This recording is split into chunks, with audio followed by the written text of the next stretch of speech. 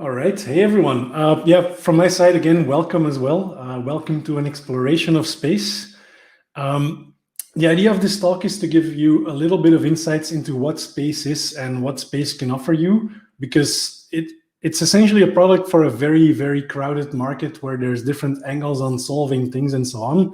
And I want to really show you what space can do, how you can work together, and how all of the different aspects in space work together as well. Now, before we start, let's quickly cover the agenda. I'll do a couple of slides in explaining what is space, what is JetBrains, who is JetBrains, and things like that. And once that's finished, we'll have demo time, and essentially demo time probably until the end of the meetup, because it's a Saturday and I don't like doing a lot of slides beforehand. So yeah, let's go to the demo as soon as we can. With that, if you are not familiar with JetBrains, JetBrains is a company that was founded in the year 2000 in Prague, and we started off with a product called IntelliJ Renamer. Very, very simple product that will allow you to essentially rename classes and so on in your Java code bases. That became IntelliJ IDEA later on. So if you are using IntelliJ IDEA, let me hear in the chat. I'm actually monitoring it as well. It would be cool to see how many of you are. Over the years, we've added ReSharper, WebStorm, PHP Storm, and multiple other IDEs. I think this year we probably have around 20 plus IDEs for different languages and frameworks.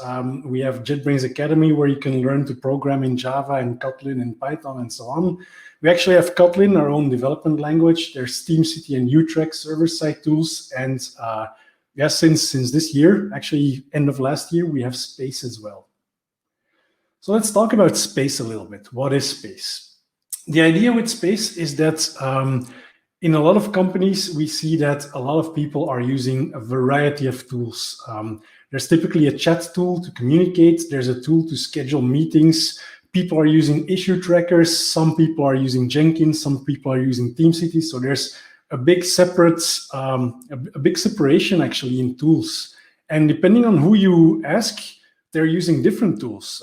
Marketing may be using Teams, whereas development is using Slack. And it's really a little bit of a mess to communicate and to work together on certain things because everyone is using different tools. And don't get me wrong, all of those tools are perfect and they are great and they work really well. It's just that integrating them is something that is really difficult to do. You have to think about security. You have to think about making sure that you have webhooks enabled to make something show up in Slack whenever you are using Jenkins or TeamCity, things like that. And this is really where we see Space as a good offering for you.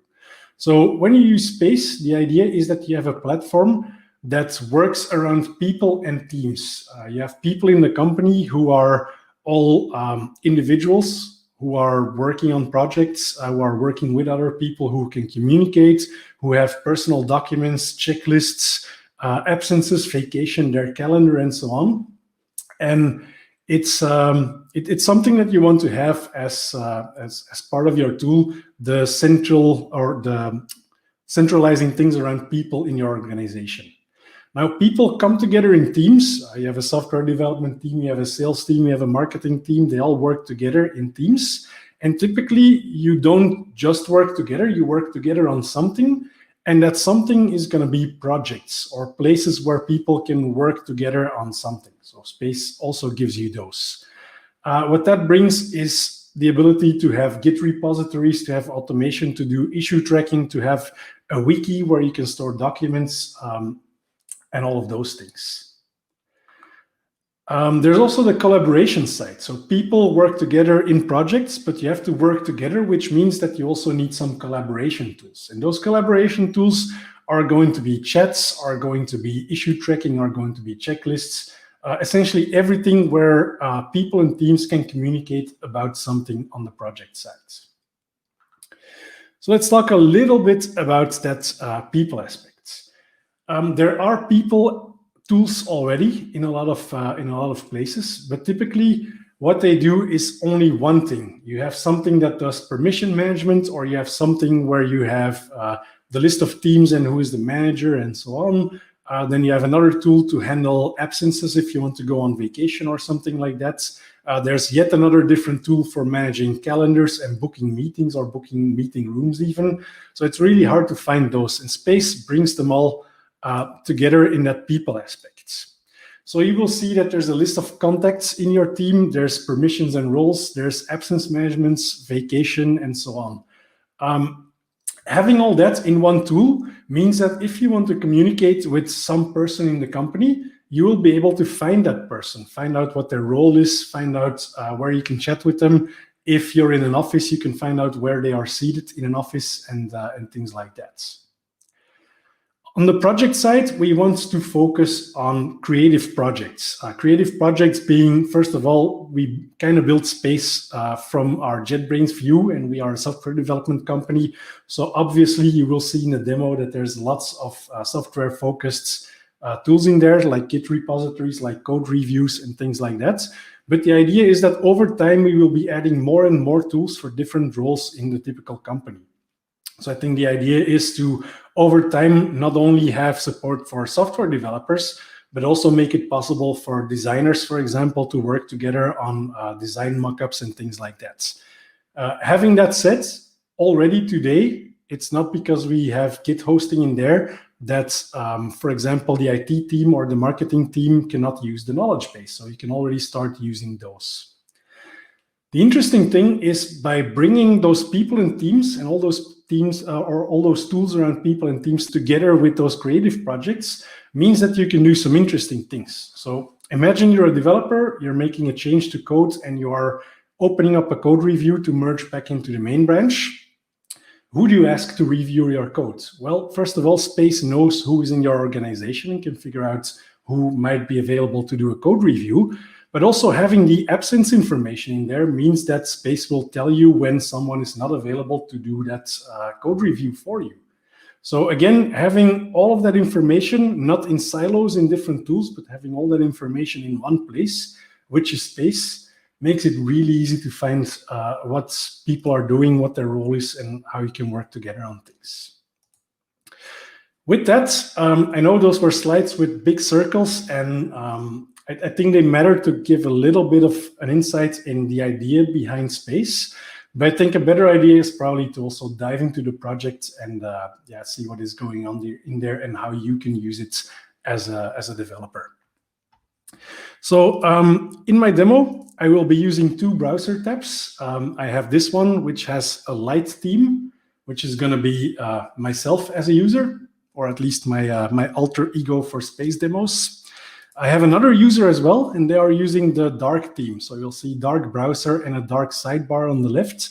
So during the demo, it might be that I switch between multiple users to give you some insight in how things work. So you can look at the coloring there to see how things are different. With that, let's have a look at Space. So this is Space.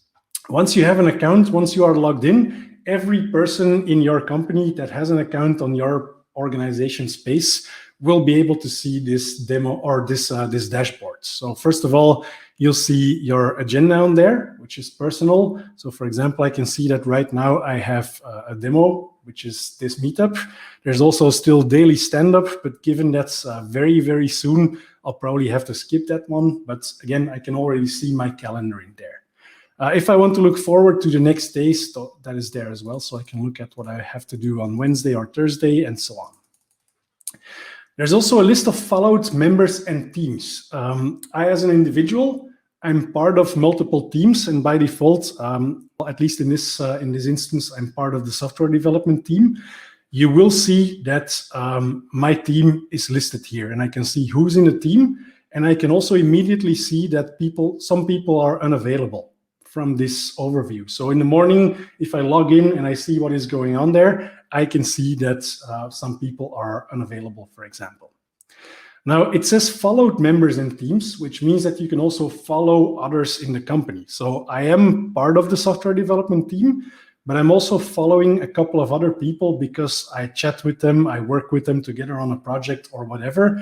It's really easy to dive into one person's profile and from there say following or unfollowing, and then see what's going on in whatever they are doing. So that makes it easy to quickly see who's around of the people that you actually work with quite often.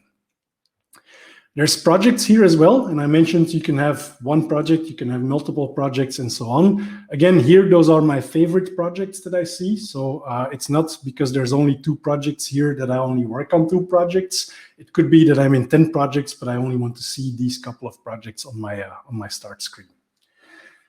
When I start today, I will also see what I have to do today. And apparently I need to review some codes, update to the nightly build schedule. And there's a couple of code reviews that need my attention. Not a review, but just I'll have to look at them at some point. Another thing that you see here are the recent blog posts. And the recent blog posts is really news that is relevant to me. So you'll see that there's a new Mars office that has been opened, a piece of cake, whatever that may be. The warp drive had a slowdown in October. All the news that I see here is news that is relevant to me. Everyone in the organization can post a blog post, but typically when you post a blog post, you will target it at one team or one location so that not everyone in the company gets disturbed by the fact that there's all of a sudden news that may not be relevant. Instead, you choose the target audience and only people from that target audience will be able to see whatever is being posted. Right, so that's the homepage. And I think since we are at a technical meetup, I'll probably spend some time looking at projects. So let's look at one of the projects that we have here, Ktor.io. For people who are doing Kotlin, you may recognize Ktor as a web framework. I essentially copied all of their repos and some of the issues into Space so that I had a nice project to demo it. So inside a project, I mentioned that you can star and unstar a project. This is essentially the toggle that shows a project on the homepage or not. Note that when I star a project, you'll also see it appear in the sidebar on the left. So this makes it easy to quickly jump to one of the other projects that are there. So if I want to jump to checklists in Galactic App, I can do so there. If I want to go back to Ktor, I can quickly do so as well. Right, on the homepage here again, I can see a description, what this project is about. I can see again code reviews, I can see issues, there's checklists and repositories. I'll cover all of those as we go along. One thing that I really want to mention on the homepage here is that a project does not correspond one-on-one with a team. So typically in a project, you will see that there's going to be a team working on something. So Ktor is a software project, so the software development team is part of this one. But there's also several individual people who are part of this project as well, because we are working together. Again, from those big circles on my slide previously, people and teams working together in projects. So that's what you see here. And from here, of course, it's really easy to dive into who is in the software development team and figure all of that stuff out. But enough of that, let's have a look at one of the main things that a lot of developers will work with, and that is repositories. So again, the project homepage also shows you the things that you favorited, so you can essentially customize what is being shown there. And you can also look at all of the repositories that are part of a project. A project can have 0 repositories, can have 1, can have 20, whatever amount of repositories you want to have in there. Typically, what you will see is that software development teams will typically create 1 or multiple repos to work with on codes. If you're not in a software development team, typically you will ignore those repositories and just work with documents or whatever else is in projects. Looking at repositories, we can go in there, we can clone them, we can look at the settings and so on. Before we dive in, maybe a quick interesting note.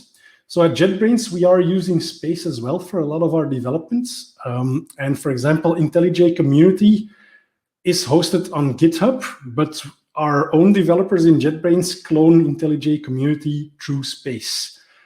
When you create a repository, you can create a new one and just use Space.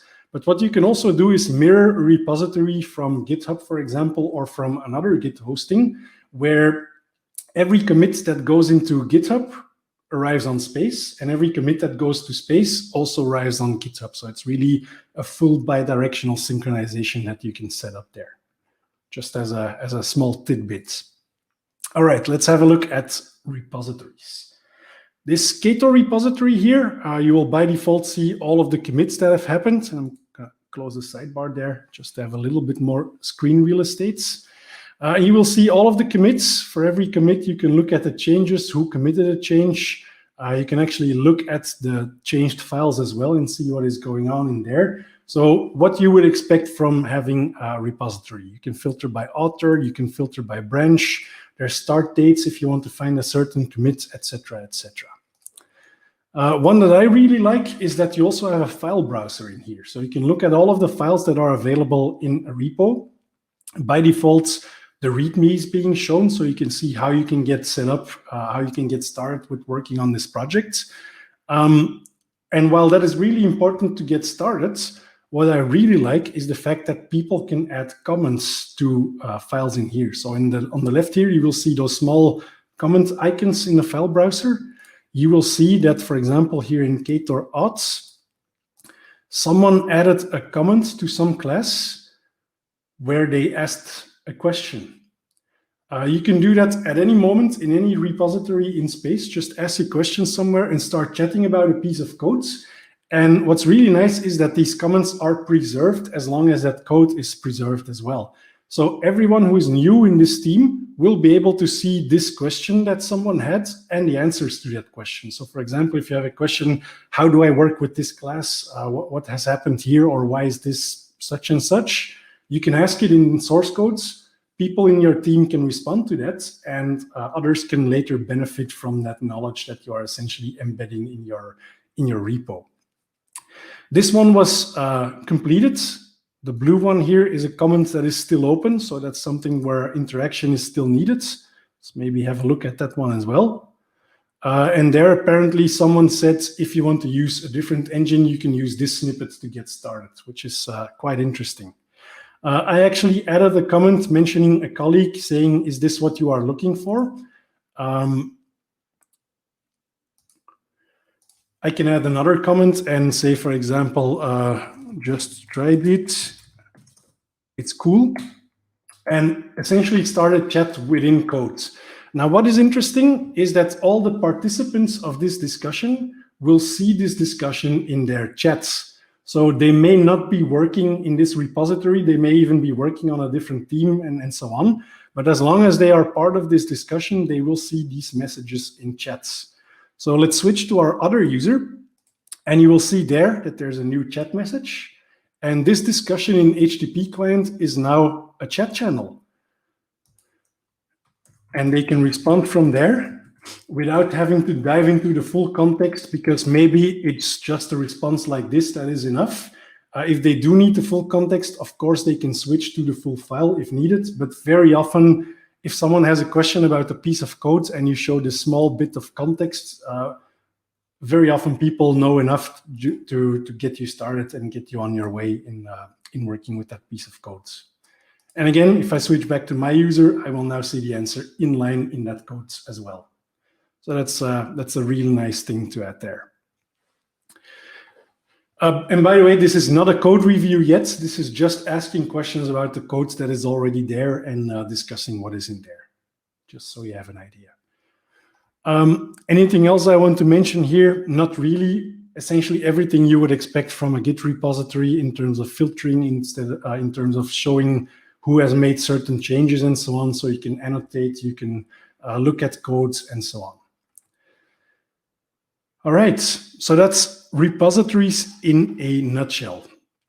Now, obviously, at some point, you will want to start coding. And what you can do there is you can clone, and you will get the URL where you can clone this and start working with it. So what I'm going to do now is jump into IntelliJ and just make a small change to one of the projects that we have here. So there's another project that I have, and I already cloned this one in IntelliJ. And by the way, if you have IntelliJ, you can still do a regular Git clone, but there's also a nice space plugin that lets you clone a repository right from within IntelliJ. What I'm going to do is a couple of changes to something that is in there. So let's find one of the features, async application. This seems like something that is worth messing up for this demo. So what I'm going to do is change this number of threads I have no idea what it's going to do, but change it to 8. Then maybe add another get here and say this is a get for /tests. And what this will do is respond, call that response. Let's respond with texts and say this is a test. Hello. And imagine this is a huge refactoring and I'm making lots of changes. Let's maybe make another change to the README here. Because I'm on Windows, this will be a batch file instead of just Gradle W. I will change this to HTTPS because HTTPS also matters nowadays. And I'm going to update my build script as well and add some new lines and maybe add Maven Central there as a repository that we can get data from. As you can see, I'm totally freewheeling and totally making just some random changes in here so that I can commit this to Space and then we can do a code review. All right, so I made these changes and what I'm going to do is create a new branch and I'll call it MB for Martin and demo changes seems like a good proper branch name. So I can create a new branch and I can commit my changes and say that I updated README to add HTTPS as a commit message. I'll commit and push that out to Space. Going back to Space, I can now see again all of the repositories, and the repository that I just made a change in is this Ktor samples one, and you see that there's actually just now a new commit. And if I go in there, I will already, of course, see that all of my changes are in there, but on a different branch. Space lets you do multiple different types of code reviews. So very often, if you just want some feedback on a change you've made, what you can do is do a code review. And this will not be a code review with the intent of merging to your main branch. This is a code review where people can add comments and where you can ask opinions and essentially discuss a couple of things. If I want to bring this branch back to my main branch, what I can do is open up a new merge requests. I can add reviewers there as well. And again, I mentioned that having all of the information in Space is really important. And I can also see, for example, that this person called Hadi is currently unavailable until the 28th of February. So probably Hadi is not a person that I should add here as a reviewer because they are not available. So let's see if we can add header again, because that's my other user that I have open, and create a merge request. Now, a merge request is turn-based, which means that whenever I make a change, it's my turn to make changes. And as the author of this merge request, by creating a merge request, I say, okay, my turn is over, it's to the next person. Based on the colors here on the right, you will see that I am waiting for a response because my turn is over, and header is now reviewing the changes. So let's skip to header's side. She will see that a new chat channel has been opened as well with that code review.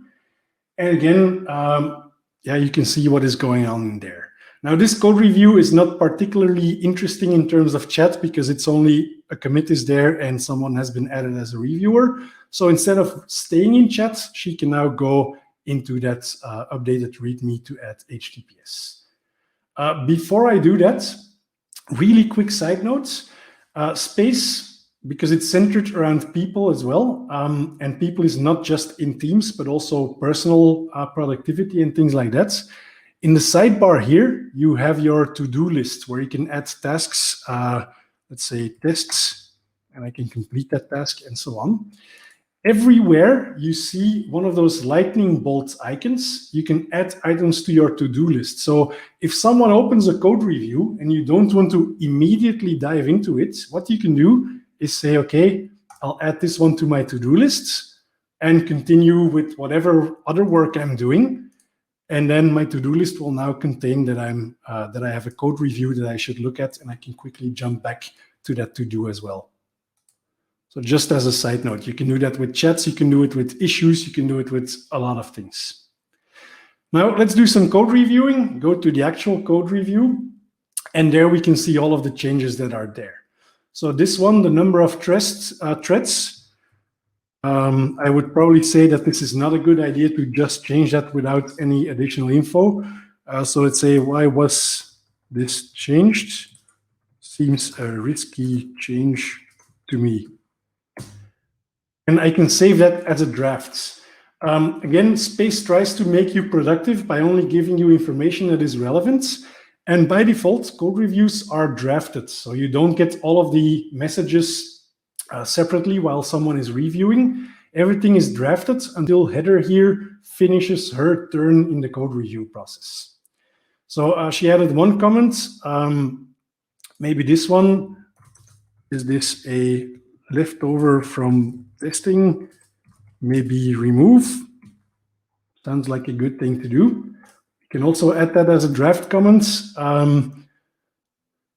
And yeah, these changes are probably good. So what you can also do is add a reaction there and say, awesome change. And let's add a party phase or something like that. So you can do that as well. Now Heather's turn, it's finished. She's done reviewing.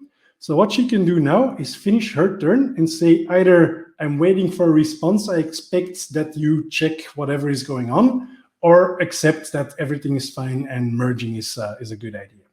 Let's say waiting for response. You can now see that Heather is, if we hover, waiting for a response, and now I am revising the files. So it's my turn again in the entire process. So switching back to my screen, I can see all of those comments that came in. I can see them inside of this code review, but again, since the code review is also a chat, I can see these messages in a chat as well. So if you're on mobile and you don't have access to the full code review screen, you can still see whatever pops up in chat. And for example, say, I'll add a cool emoji there as a reaction and be done with that. Now, I'm showing this all from the browser. As the author of this code review, what I could also do is in Space, again, with that Space plugin, there's a Space code reviews tab as well. And I can see, let's look at all of the open reviews, updated README to add HTTPS. This is one that is there, and I can dive in there and look at all of the comments that have been added. And by the way, I'm using a nightly version of IntelliJ, so this may occur. It's always a good excuse during demos. But again, I can see that this is going on and I can work with that. So this is fine. And I can say, okay, this is an awesome change. Perfect. I'll resolve that from here and I can resolve it from here. This one, I can say you are right. We'll update and add a comment and send that. So I can do that from within the IDE as well. If you added something by accident, you can also delete the comment, for example. So if you want to delete this message, you can do so. You can edit from here or edit from the browser. So all of that is there.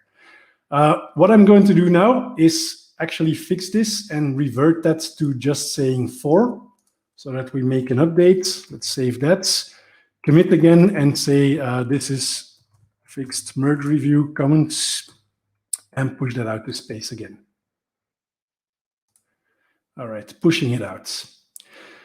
Typically, when you push new changes to Space, you will see that the code review sort of automatically goes into, or at least should go, into waiting for response. And the reason for that is when you make changes, when you commit changes, it means that you typically solved whatever comments came in, and you can now essentially wait for the other party to review things.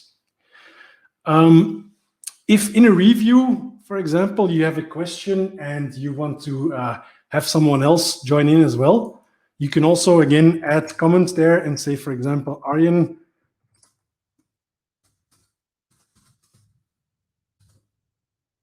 and you look at this in a separate commit, for example, and then post that message. And then Arjen, in this case, will also get a message and will be not a reviewer, but he will see this comment and can join in the discussion and start chatting on that.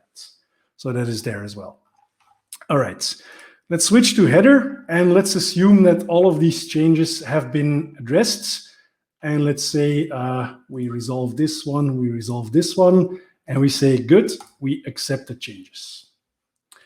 What happens now is that I can merge. And by the way, this is maybe something of note as well. For every single project, you can configure what the gates are to actually be able to merge to your master branch. So this project has no gates, so I can always merge whenever everyone approves.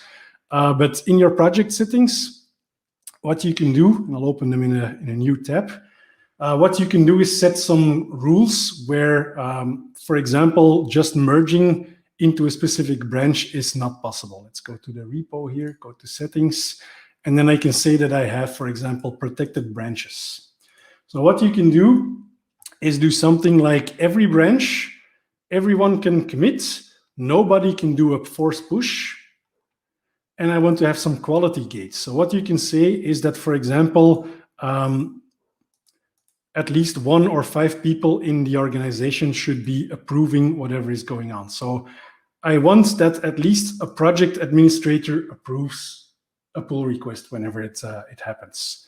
There's also space automation where you have CI, and I'll cover that in a little bit, where you can say, okay, CI must be green before you are able to merge into the main branch. There's external checks as well. So if you're using a different system or you want to integrate and add your own check marks and so on, you can specify that as well. So with that side note, let's imagine we are all good and we can merge. There's a couple of ways to merge. We can rebase, and we can rebase and squash, just like in a lot of other solutions.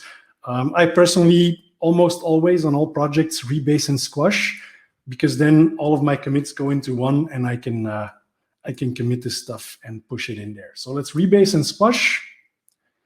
And we should now be able to see on Ktor samples that our changes are now in the main branch. Awesome. Now, I mentioned automation, and you will see in Space that there's jobs that can run. And those jobs will run typically on commit. So you will see by making these changes, we have a number of applications that are now waiting to start and build things. So you'll see chat application, HTTP, bin, Queet. A lot of applications are currently building. For every build, you can look at what is going on. Whenever it starts, you will see the log files or the log output of that. So let's maybe take an existing one so you can at least see something that is going on. So you will see the entire log is there. You can see tests that have been run, all of the related changes. If you're generating a Docker container or a Maven artifact, you will see those here as well. So you can see that this build has generated a chat Maven artifact, and you can work with those. All of those builds are done in Space. And they are based on a .space.kts, essentially a scripting language that we have to configure your builds. So you will see in this repo, there is actually a file called .space.kts, and that file contains all of our job definitions that are there. Now, this is a Space overview, and I guess I can probably come back for another session on Space automation at some point, but I'll quickly give you some ideas on what you can do with this. So first of all, if you go back to IntelliJ and you have that Space plugin installed, and I think in 2021.1 we're bundling it, you get syntax highlighting and code completion on those scripts as well. So you can easily edit them in here and validate that they are valid. If not, you can also use the web-based editor inside of Space, where you get a nice sidebar that gives you examples on how you can get started with things. And for example, do a Gradle build or publish a package. So you'll see lots of snippets and information on how you can do things like, for example, doing parallel steps and things like that. Typically in Space automation, you will see, and I'll zoom in a little bit more, you'll see that you have jobs, and every job runs one or multiple steps, and steps run in a container. So this job called nightly builds will run a container, hello world, essentially just download the container, spin up the container, and be done with it. That's obviously not super interesting, so this one is probably more interesting, where we have a Gradle build that is happening. We again are defining a step in our job and saying that we want to run this step in a Gradle container with a specific version. And we can give it some information on how it should start. We can also set resources. There's the ability to add failure conditions. So for example, when certain memory limits or unit test fails, you want to fail your automation script, you can add that there as well. So again, I'm not going to dive in here too deeply, just giving you an idea on what is there. There's really a lot of things that you can do here. Actually, and by the way, I'm known for, during presentations, making short side steps to additional information. So this is one of those.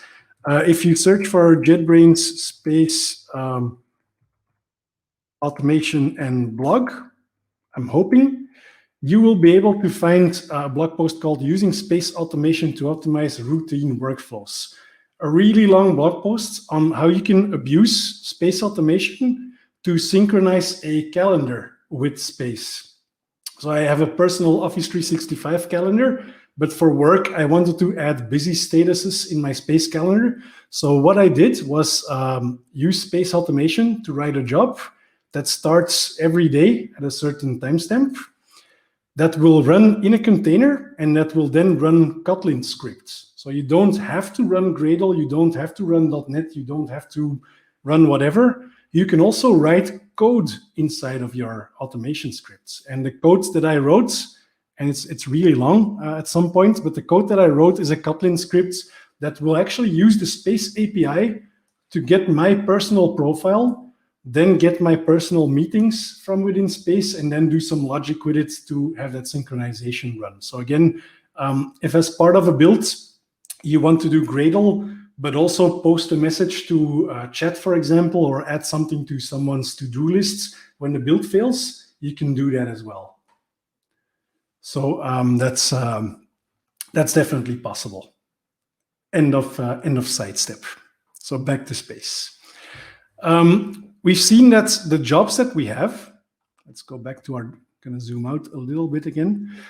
If we go back to jobs, you will see that for the samples project, all of the builds that I have will generate an artifact. That artifact, in this case, a Maven package, can be pushed to artifact repositories in Space as well. So this one is pushed to, actually, that's not right. This one is going to be pushed to the package repository that I have here, Ktor apps, where you will see all of the applications that have been pushed into Space. I can see all of the different versions. I can look at files. I can pick one of the versions here if I want to see how or when some version was pushed and so on. And for every file, I can also see where it came from. So I can see that this one was created 2 minutes ago by a build called app-chat Gradle build. So I can also go there now and again look at how this package actually came to be on our package repository. Packages, like I mentioned, can be Maven, can be Docker as well. And there's actually a couple more options. There's a NuGet feed and an NPM registry as well that you can create. All of these can be private, so to just your team and however you configure your authorization details. But you can also make repositories public. Actually, the Space SDK that you can use to build an integration with Space is published to Space as well, but we are making use of a public feed there, or a public repository, so that everyone can download packages from there. So it's how you want to configure things. Also, package repositories will, in the future, not yet deployed in the cloud here, but in the future, they will also be able to mirror upstream registries. So for example, if you're using Maven Central and you want to make sure that the artifacts that you consume from Maven Central are in your own package registry, you can do so as well and pull those in there. All right, so that's in a nutshell. We've seen Git repositories, we've seen space automation, really just the tip of it, and we have seen that there's package repositories. So that's essentially roughly part of the development side. Now let's look at a couple of other things that are in Space. So in our Ktor project, you may have seen that there's issue tracking and there are checklists. These can be used by developers. If you're not a developer, it may also make sense to make use of those. Checklists and issues are really the two ways of tracking tasks in your space organization and your space projects. Issues are really fine-grained.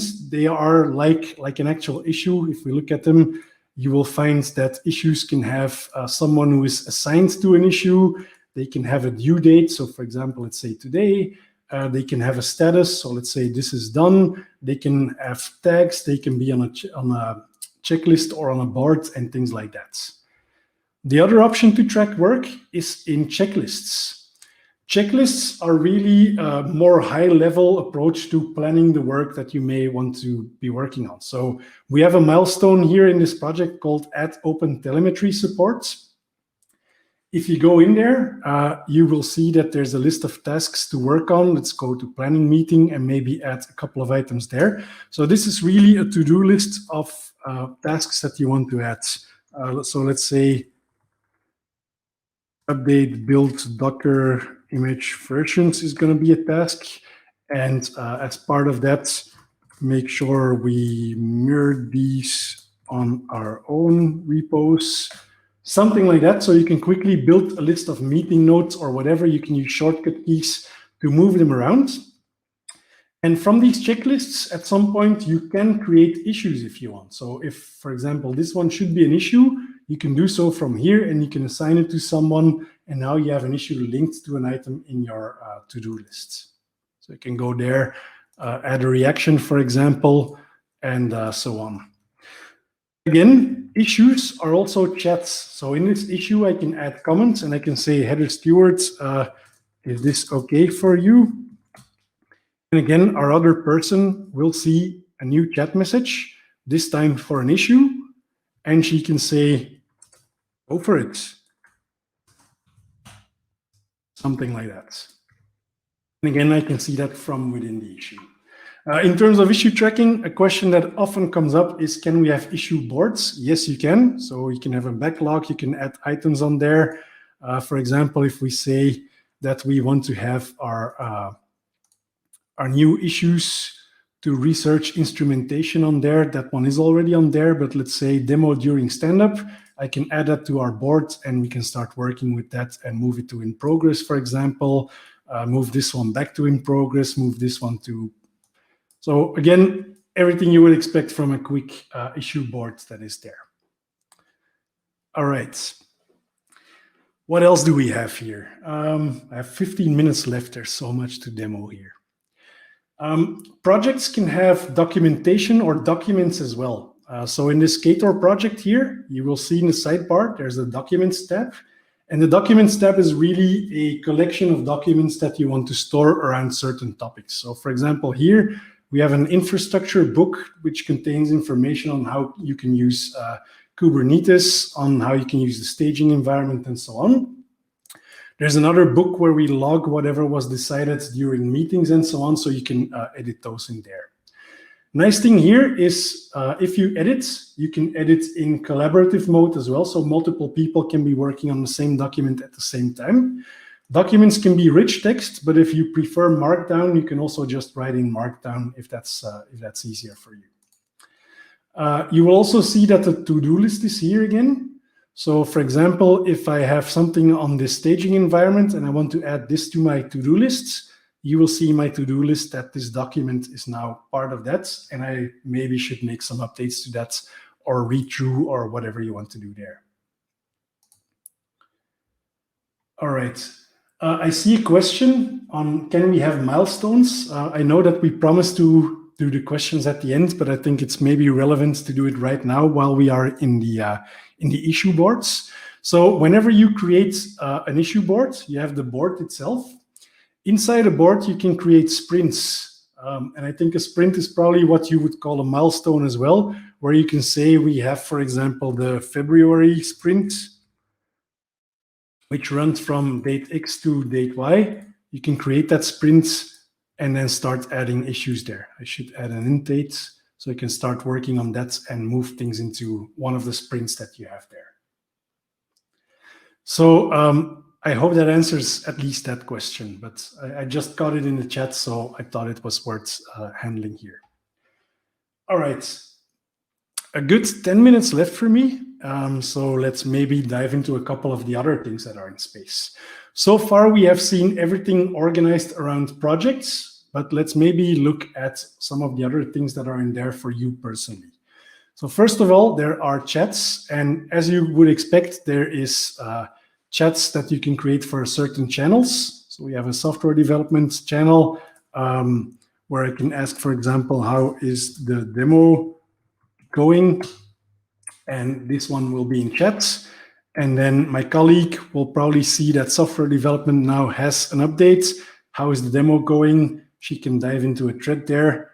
So far, so good, I think. And so on. So you have threads, you have channels, you can have direct messages, and so on. And yeah, those are there. Now you will see that there's channels on the left here. And in every channel, you can see whatever is going on. You'll also see that the threads are there, but a thread can also be pinned. I can pin this thread as a separate temporary channel. Imagine you're in a discussion that needs answers and you want to be able to quickly find that thread to continue the discussion. You can easily do that if you want. So that thread is now a channel on the left here. So if I now jump to another chat, I can go back to software development, but I can also go to one of the other threads that I pinned previously to quickly dive into a discussion that was ongoing already. So I'm going to unpin these just for future demos. But you get the idea. It's really easy to pin a channel and easily continue the conversation as well. In chats, again, you can add chats to to-dos as well. So let's switch to Heather here, and she can go to software development. Can you check if there is a recording? Might be a good question. On my end, I think there is, but maybe this is something that I want to figure out at a later point. So what I can do is add this to my to-do list again, continue my work, and tomorrow when I open my to-do list, I will see, can you check if there is a recording? I can go back to that chat message or start working on it.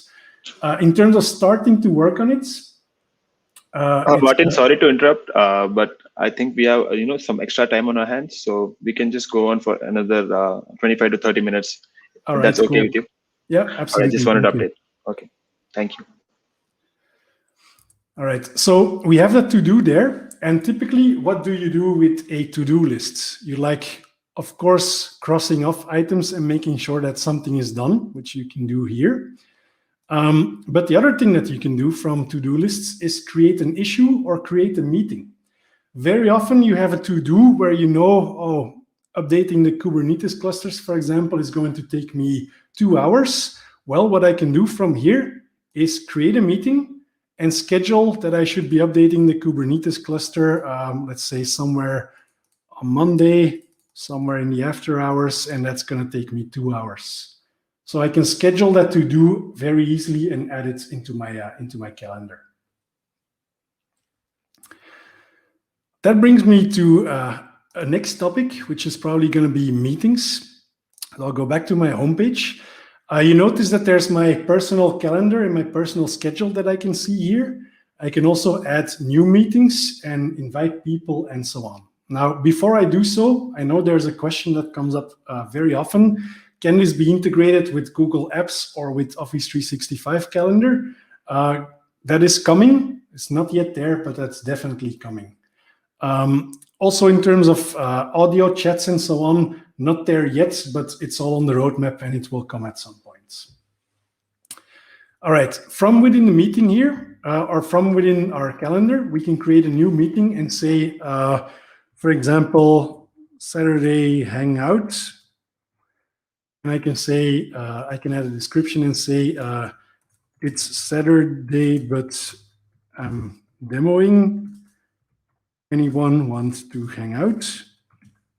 And create a meeting like that. If I create a meeting, and that should probably be Hangouts or something like that. If I create a meeting, I can do that and set a time. I can figure out what time this meeting could be, and I can automatically add participants. I can do so by just picking someone from my team, and by default, people from your team will be shown here first because those are the ones that you very often collaborate with.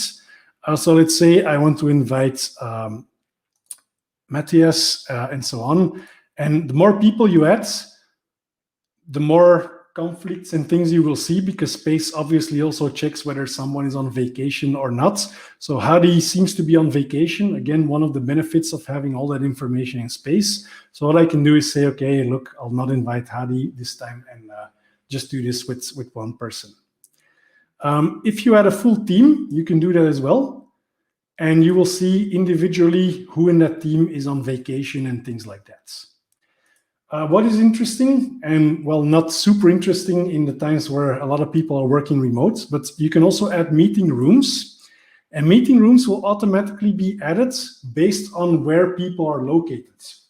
So if people in your software development team are in different office buildings, for example, Space will automatically suggest the best meeting room for that person at some point. It will also check if there's 20 people in one location. It will also pick a meeting room that has room for 20 people as well. So a number of those things are in there. I'm going to remove them because this is just going to be a Hangout at some point, so I'll drop those. I'll remove the software development team because I want to have people join when they want or if they want. So what I can do is set the privacy to non-participants can join. And if I do that and I create this meeting, let's say for today, I can copy the URL, go into chats, go back to that thread about the demo that we had going on, and say, if interested, paste that meeting URL. What you will see there is, for me, I can join that meeting immediately. The other users or the other user is also now able to join that meeting when they want. So even if it's not in their calendar, by seeing it in the chat here, they can say, okay, I want to join that meeting, and automatically they will be added into that meeting as well. Not sure or won't attend, or all of those things are possible in there. So that's quite nice to quickly invite people to random hangouts and so on. In terms of calendar, maybe also interesting, when you have a meeting going and you want to invite people, by default, this list will show teams and will show people who are inside of your organization. But of course, if you want to schedule a meeting with someone outside of your organization, you can do so as well and invite them, and this will be added to the list of participants. That's definitely possible. Some more options in meetings. You can make recurring meetings. All of that is there as well. Now, why is it important to have meeting information in Space? And just for giggles, I'll stay with this user for the remainder of the demo. It's really nice because you can see your own calendar directly in Space by day, by week, by month, and so on. But it is also possible to find other people in the company. Space has an excellent search engine where you can search Control-K or Command-K and, for example, find the other user that we had and open their profile by doing Shift-Enter, and I can jump there. I can immediately see their calendar for the next days. So if I want to plan a meeting, I can see maybe somewhere next week or the week after on Wednesday, I want to schedule a meeting, and automatically Space already knows that it's you who wants to create a new meeting, and you can do that from here immediately as well. All right. In terms of information that is there, in Space, you have your personal profile and you have your calendar and so on. Having all of that information in Space also makes it easy to find people who are doing a certain job or a specific role. So you'll see that Martin here is a software developer and also works on infrastructure. If I want to know who their manager is, I will be able to see that here. If I want to see who is in the software development team, I can look at who is in the software development team, who joined when, who is on vacation and things like that. I can also look at a team calendar, and I can see, for example, if I want to schedule something with the entire team, that I should do that starting March, because right now, at least one person is still on vacation. So all of that information, again, gives you the ability to quickly figure out where to schedule a meeting, how to schedule a meeting, and so on. Now imagine I'm new to the company and I want to find someone who can help me with a specific problem. What I can do is go to the team directory here, and you will now see everyone in the company. So imagine I am looking for someone who can help me with something in administration. Well, I can search for that team. I can see who is there. If I want to find HR, for example, I can find that as well. I can see who is in there, and I can also see where they are located. So Michael here is in my office as well, so I can immediately jump to a chat or communicate with this person about whatever problem I may have. So it's really easy to, again, use all of that information to find someone you want to chat with or someone you need for a specific task or project. Speaking about figuring out who is doing certain things in a project, and again, I'm switching to projects. In a project settings, you can also have a list of responsibilities. So if you have a really large project where you have front end, back end, maybe infrastructure, design, and all of that is in one project, you can build a list of responsibilities too. So in this project, we did that, and we can see that everyone or that documentation is handled by Matthias here. The HTTP stack in this project is handled by these two people, and I can again quickly figure out who I should talk to for a certain issue that I have with the code base. All right, what else do we have? Yes, blog posts. So I mentioned at the start of this session that the homepage you have here is really targeted at you personally, and all of the information will be what is relevant to you. Well, blog posts are part of that. And actually in JetBrains, we are making very extensive use of those blog posts ourselves because we use it to give people news about company news that is relevant to everyone in the company. But also, for example, when developer advocacy has to do something, we write a blog post and then all of the developer advocates in that team will be able to see a specific blog post. Blog posts can be text, can be text and an event as well. So what you can do is write a blog post and say, let's say test blog posts. Say this is just a test. And I should learn how to type live. I can publish to the blog, but if I want to edit the settings, I can also add an event. So imagine you have a company all hands or a Friday afternoon meeting that you want to organize with some added context. You can write a blog post and then immediately also add an event to it so that people who read the blog post can easily join and add this to their calendar if they want. So you will see that as part of the blog posts. And again, you can pick which team should be able to see this, or you can pick the location as well. Actually, speaking about locations, I'm going to quickly remove this blog post. Speaking about locations, this piece of cake blog post was targeted at just one location. You can see that as a tag here, because some person was coming into the company and was bringing cake back then, and they decided to give a little bit of information about the fact that this is coming, and you could add it to your calendar and join for a piece of cake. Again, like everything in space, the comments below a blog post are a chat as well. So I can comment underneath this blog post.